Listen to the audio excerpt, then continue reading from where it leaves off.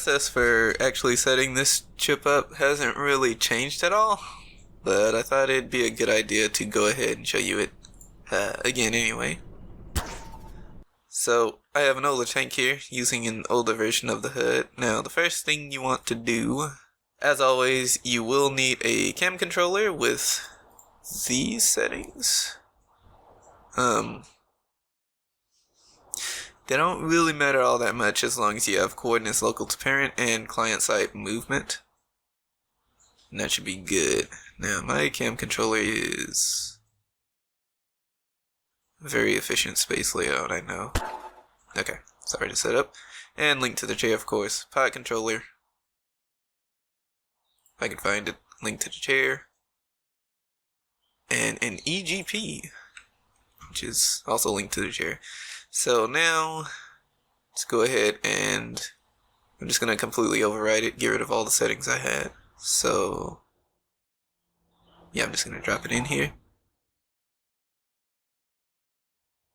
And it might do some stuff, that's fine. So, go ahead and wire up the pod controller, cam controller, EGP. Previous weapon and next weapon go to your pod controller, so they should auto-wire as well because they're the same name. Lays, I usually use mouse 2 for that, so basically if you hit that button it'll, lays, like, set a distance for the guns to calibrate to. Main gun,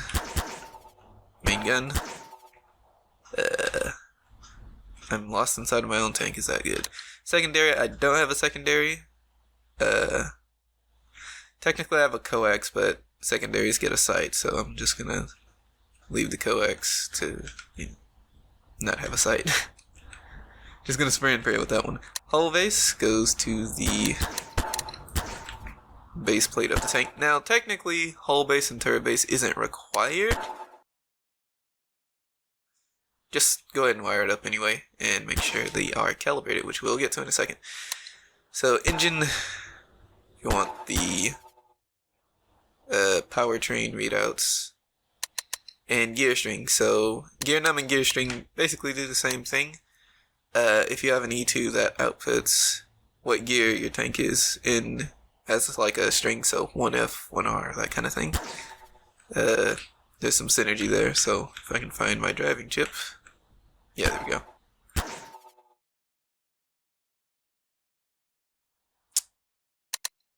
And that's it. So the E2 will measure speed, but if you want to get the speed from somewhere else, you can go ahead and wire that to another E2. So once again, driving chip, speed. And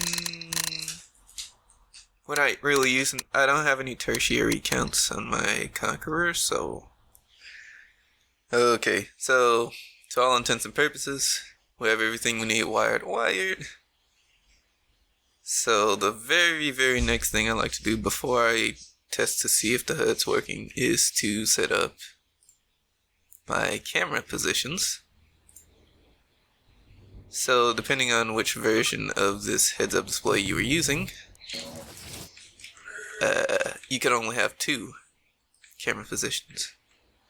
If you were using that experimental version on the paste bin somewhere, you could have as many as you want. And the same is true here, you can have as many as you want. The process is overall the same, so see what this looks like. It's good. So I'm gonna have 3 camera positions, third person, technically first person, at the commander's point of view. Normally I have a coaxial sight, but I'm going to do something slightly different. I'm just going to put this in front of the gunner's primary sight, which might be kind of derpy, but whatever. Yeah. And one thing to bear in mind, these two positions, camera positions, are going to be physically attached to the turret ring. So is one thing that the turret ring can be used for. But before that, let's go ahead and get their coordinates. So I like to use precision alignment for this. Alright. So what you do is you just put a point coordinate center there, select that point in the points tab, hit relative to entity, and you get these coordinates. So if I change one of these coordinates ever so slightly and make another point, you can see it's all relative to the turret ring, which is good. So double click on the point to get its coordinates, see it updates. All I really want to do is clean these coordinates up, so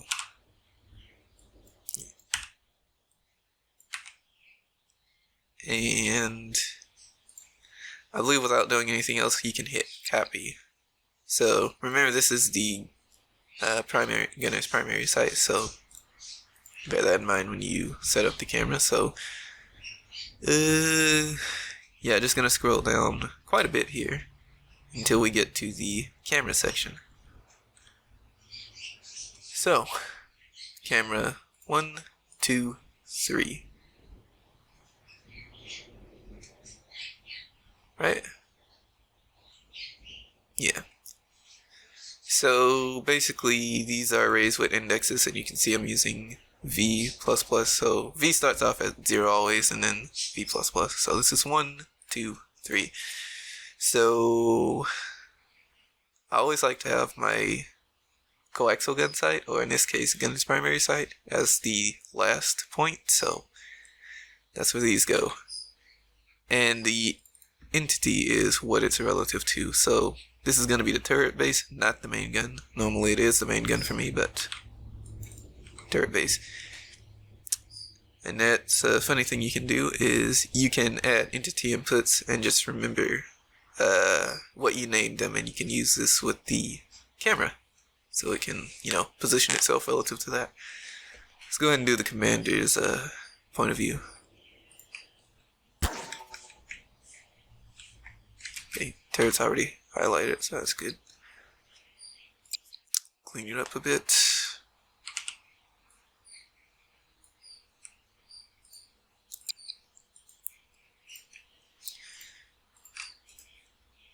Go into the E2. Now remember, this is the second camera position. We just did the third. And that all looks good. Now the whole base, I usually just wing it there, and also it's relative to the base plate. So usually for third person I only change the height or the Z value. Usually with S perhaps it's going to be the Z value. So let's try 140, and distance can be like, what, 420? And notice on the other positions they don't have any distance because that's the point the camera's on, and this has distance because the camera's pulled like away from the center of rotation. And I didn't really talk about the magnification, but that's going to be the same as on the really old versions of the heads-up display. So all this should be good. Let's see what happens if we get inside of the tank.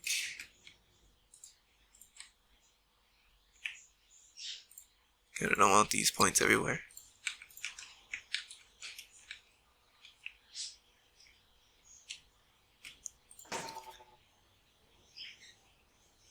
Okay. So another thing you can do is you can change which camera you start off with. So I always have it start off on the commander's point of view, but you can have it start off in third person or, coaxial sight. So that's what that's for.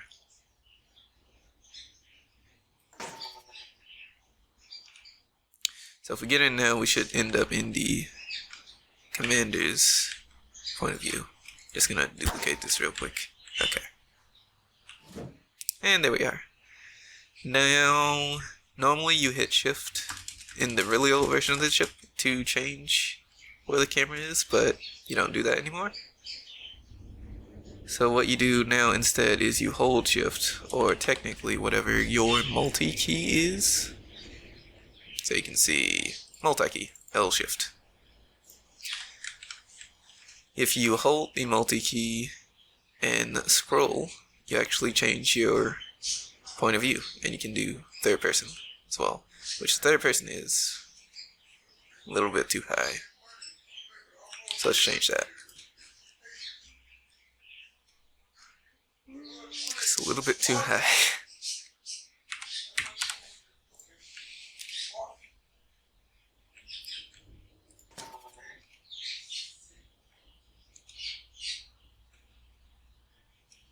It's a little bit too low now. Let's do 125, I guess.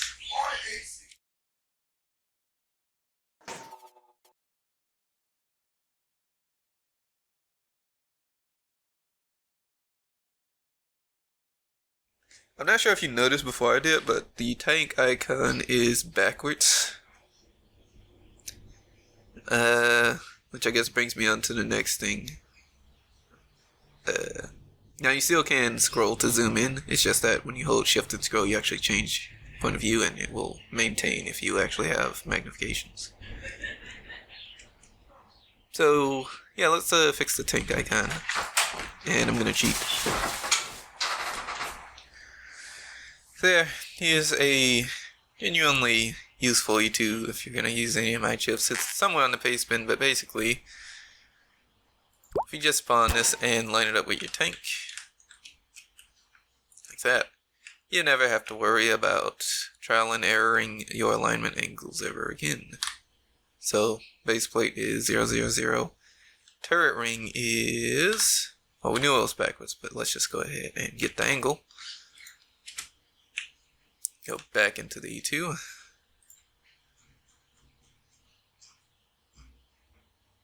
To the basically very top of all the editable stuff. Shouldn't touch this, by the way. So base was good. Turret was, it's of course a full angle. So SG doesn't matter. We don't have a secondary gun. See if the main gun's aligned. Yeah, it is. That's good. Alright, so now you don't need to keep that E2, by the way. When you're done aligning, just like delete it. So now the tank icon is facing the right way, which is good. What else shall we do? Well, let's see. I didn't really show it, but it's a compression release brake. Let's go ahead and get my ammo types all situated. So I'm on ACF 3, which is why it says load rather than active, but I believe that's all my ammo crates.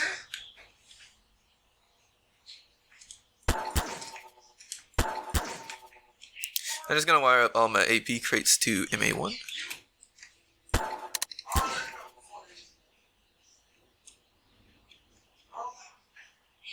Let's do the HE next.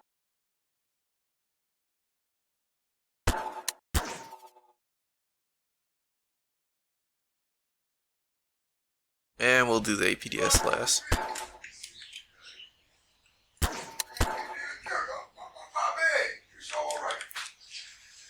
Let me just see here. You don't really have to worry about all these outputs. Most of them are debug stuff. So that's good. For some reason I'm updating this E2 like a schizophrenic person. So, I mean, at this point, there's a lot of stuff that's just optional. Do you want this on? Yes or no? And like almost sub setup going on. So one thing that is new that I want to talk about is this. So I even left little instructions. You can also flag certain features as disabled in each viewpoint. Look for the ... hidden arrays.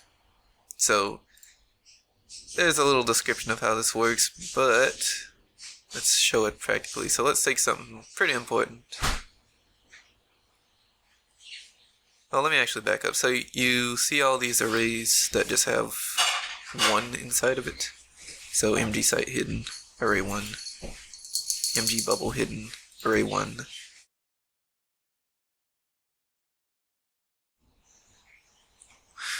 You probably noticed it already, but yeah, when I went into third person, everything kind of unloaded, so to speak. So first person, everything's on.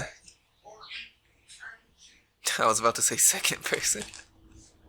Coaxial sight, everything's still on, but I have it set up so that the secondary stuff gets hidden. So nothing really changes here. And third person, everything unloads, so you don't have a bunch of stuff everywhere. And you can basically change that. So let's just say I want the main gun box, and sometimes you have to get out and in for the site to actually load properly. I really don't know what to do about that. So let's just say I want the main gun info table to stay loaded in third person. Basically what I would do is go down to MG bubble hidden, and remember the number corresponds to the camera index. So first person is 1, commander sight is 2, and coaxial sight, or in this case gunner sight, 3. And basically putting a number here will tell you to where you don't want to see this. So if I change MG bubble hidden to just an empty array, and this is okay, it's not 2 parts. I thought it was 2 parts, like 1 for the bubble, 1 for the ammo, but no, it's just 1. So if I put that in,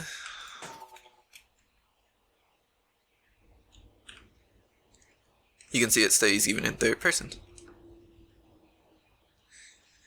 So basically you can hide whatever you want, wherever you want, basically, for the most part. Still kind of restricted, but that's how the hidden arrays work. So if I were to go through all of them, you have one for that static cross, so basically the red, in my case red, little cross basically. Main gun sight, main gun bubble, as I call it. Why are you grayed out? Probably because the E2 is so big.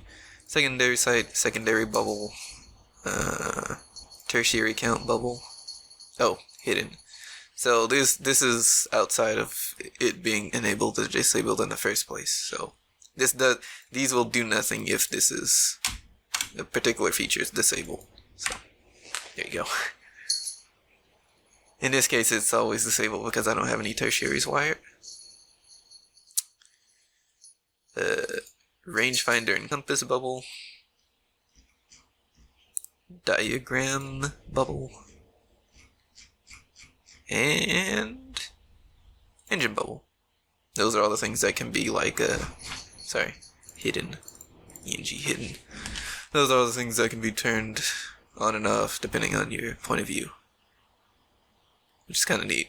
I believe Ericsson was he was building a striker and was like, oh yeah, couldn't you turn stuff on and off? And I was like, no, never could. So yeah, actually this is kind of neat. Also, if something is hidden in multiple places, I don't have a secondary so I can't really show this. Let's do it with the main gun bubble.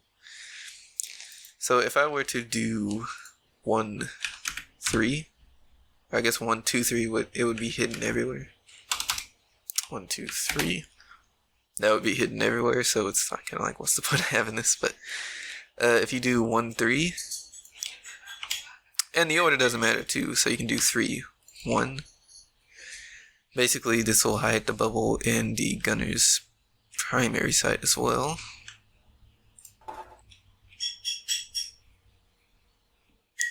So basically, the only time this table shows up now. Hey, wait, the site doesn't friggin' load. So it's unloaded in third person along with basically everything else the way I have it set up, and it's also unloaded in first person. So yeah, it's quite a bit of stuff you can change there. But I just like having it hidden in third person. So what else do we have? Let me consult my list. Alright, I'm back from consulting my list, and my list tells me that I should talk about the ammo. So in basically every other version of this chip, you could only have 3 ammo types. It was hard-coded, basically. However, in this, you can have technically as many as you want. So, yeah, here's some instructions, I guess. But, you know, videos are always better, so. Yeah, you can have as many as you want. This primarily works how it did the whole way, in that this is the key you press, and this is the name of your ammo. So I should change this to APHE and then APDS. And I should get rid of this because I don't have 4 ammo types and it was showing up anyway. So if you have... One thing you should always do, by default I'm going to have 4 outputs for the ammo types. So you can see MA1, MA2, MA3, MA4. But let's just say you had more than 4. You would have to actually add the output. Now the name of the output is very important. It follows a particular convention, so for the main gun it's capital M, capital A, and then a number. So MA1, MA2, MA3, so on.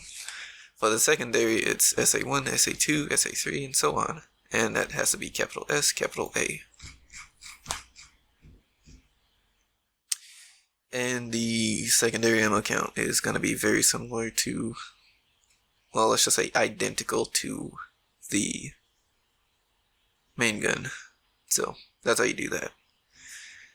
And at any time you don't have a proper, you don't have your output set up, the chip will yell at you. Just a little bit. See? Warning, you're missing main gun ammo outputs, warning, you're missing secondary ammo outputs. And what triggers that is actually when what you have here doesn't match your output. So if I were to put that back, Control Z. That's how you undo stuff.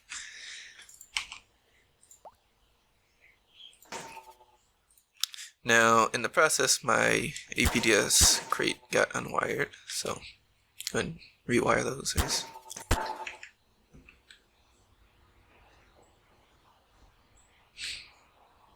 And that's really it for ammo counts. Oh, you know what? There's something else new. So let's just say you wanted to use a missile launcher as your main gun or secondary gun. Well, the chip doesn't do missile ballistics. And I don't think I'm gonna do missile ballistics anytime soon, so what you can do is you can disable ballistics, and that does what it says on the tin. No ballistics. That's interesting. It says no ammo wires, but there's ammo wires. It's just gonna default to the basic crosshair. If you're using the Abrams sight, it'll still render because it's milliradians, but range tables need data, so yeah, no range table.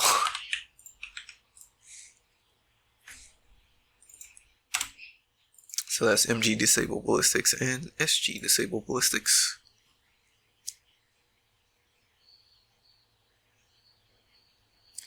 So I mean, lasing behavior has changed slightly, so I really need the mouse to show this off, but also if you don't like whatever this is, you can disable it. It's basically the ballistic debug. So the first table is the main gun, so I have 4 ammo types for my mouse and 3 for the secondary. Don't worry about that thing. Maybe that gets its own video sometime. Just gonna refresh the HUD. Okay, so yeah, let's take a look at lasing, I guess.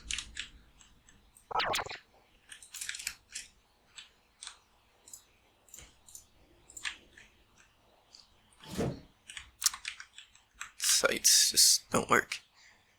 Okay, so previously you could hold right click and it would continuously update your lays, but now it's just like basically a toggle switch.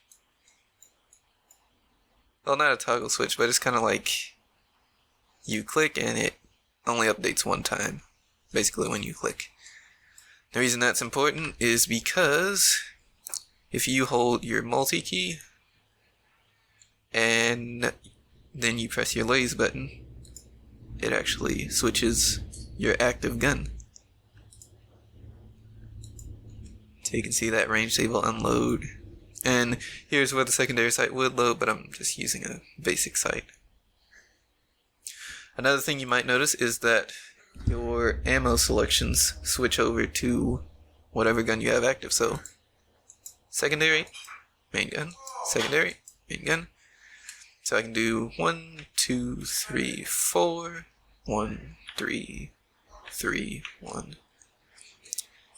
And if I queue up, actually the gun isn't loaded. It's ACF2 stuff, ACFD stuff, don't worry about it. So that's when I can switch over, and I can have the same keys if I want, or different keys, doesn't matter. Won't work unless I have that gun activated, so I can do 2, 3, 1, 2, 1, 3, 1. Whatever. So, an interesting thing is, my 20mm is a belt fit, so it has, I can show this better with the main gun. So I have AP loaded, I select heat, and I don't select heat again, that would force load it basically. So I have AP loaded, I have heat queued, switch over to the secondary, switch back to the main gun, heat still queued. So I could fire, and it would start to load the heat round. And then I could switch back, queue up the AP round, secondary is still loading. Yeah, there's the HE, APDS, also heat round, and it loads back to AP. So, not sure how overcomplicated this is, but there you go. We now have more than 3 ammo types, and also ammo types for the secondary, which is good.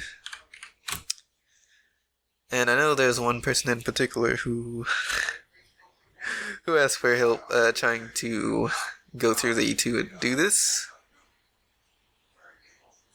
So, yeah, I guess it took me long enough to put it in proper, but there we go. I think that's it for ammo. So, the last thing I can think of is the custom tank icon, and you can see there's not really a tutorial here. There's just a bunch of templates. So, all the stuff here. There's a box. If you're going to use the box, I recommend you replace the box part with the poly box, because for some reason the box moves around very strangely. There's a rounded box, circle, polygon. Don't use a concave shape. I mean, you can only use concave shapes here because I'm not really sure, but it'll render wrong if you try to use a convex shape. So basically, concave, convex. Let me get my rope tool. Let's see.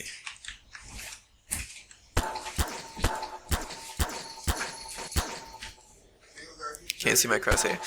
This is a concave shape.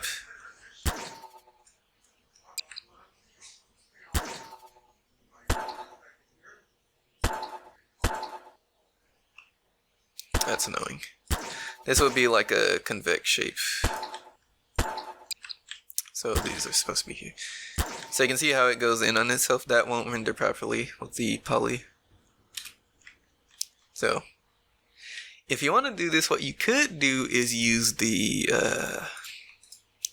line, which is not actually a line, it's a line curve. Or what is it called?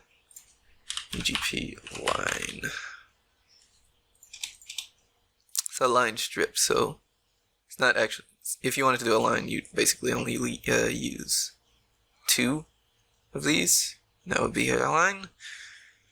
But you can make whatever shape you want with this. You can't fill this in though. That's the thing about the line strip and the poly. If you want it filled, you use a poly. If you don't want it filled, you use a line strip. And make sure to connect it to its endpoint. And yeah, this is kind of a nightmare to use because you're basically getting in and out of your tank, looking at how the tank looks, and looking at what you just made.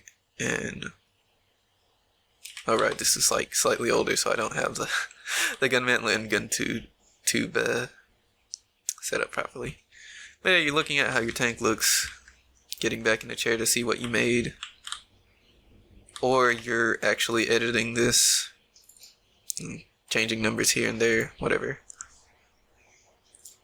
And you have to first update the chip, get in the chair, see what it looks like, get out of the chair, make changes, update the chip, you know. It's kind of annoying, but hey, custom tank icon, I guess. So what I'll probably do in a little bit is go through probably a time lapse making a custom tank icon for this Conqueror here, and I'm just gonna keep it basic. So I'll do that after a little bit. There's just one more thing I want to talk about, and that is...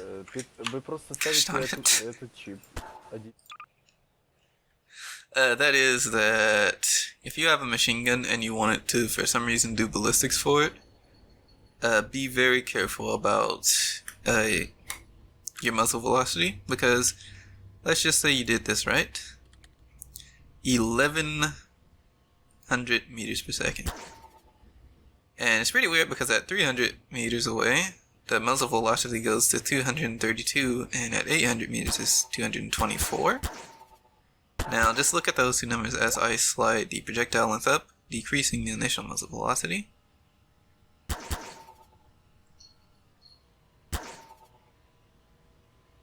You see how that last number goes down to 0 and then starts coming back up?